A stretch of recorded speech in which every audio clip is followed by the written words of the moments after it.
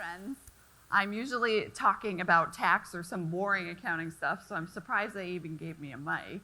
So I've been a numbers person for my entire career, but most recently in senior leadership, I've become fascinated with people. I've taken more personality assessments than I'd like to admit, and I've also had the opportunity to go through a divorce, as well as almost losing a child, to really gain an understanding of myself and other people and why we behave in the way that we do. Have you guys heard of the elephant and the rider? So the elephant is the amygdala part of our brain, the emotional part of our brain. That's how we make decisions. And the rider is the logical part. Now, if everything's going hunky-dory down the path, the rider can control the elephant.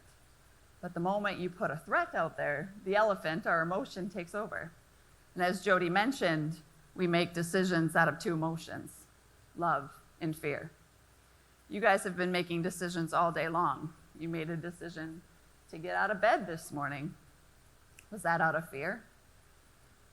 Fear of losing your job if you didn't show up to work? Fear of letting somebody down? Or was it out of love? Was it out of love for what you get to do every day? Was it out of love for the people you get to work with?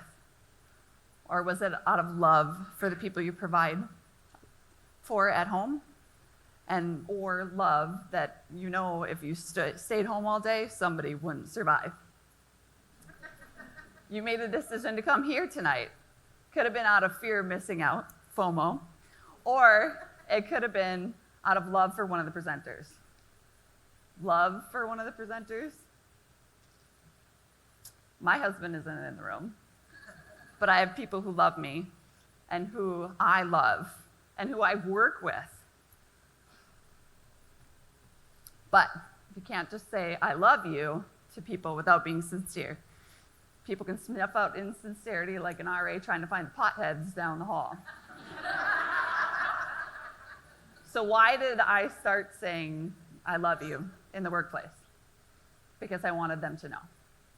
Nothing more than that. So Maslow's hierarchy of needs has food, shelter, water at the base, and then safety. Oh, you're missing the base. And then safety. So by telling people I love them, it makes them feel safe. So what happens if I say I love you at work? They call HR and I get fired. Just kidding. I told the HR manager I love him too. But it makes them feel safe. It makes them feel like they can do anything. They will go above and beyond. They will take risks. They'll get creative. They'll solve problems. This little guy takes risks all day long. And why is that? Because he's safe. He feels loved. So as he climbs on my desk every time I try and do work, he's feeling safe and loved, and I'm frustrated. So how does this work at work? And what would you get from it? So if I'm sharing that I love you with people I work, what do I get? I get less people standing at my door because they're making decisions, because they're not fearing reprimand. I get my time back because they are using their minds, the things that we employed them for, to make decisions. Now there's those people you don't really care for at work that are a little tougher to love.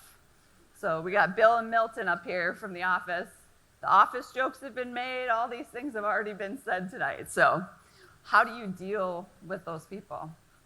Rather than avoiding them and having your unconscious bias, because I don't prefer to spend time with them, I maybe don't love them the same way that I love those people I want to.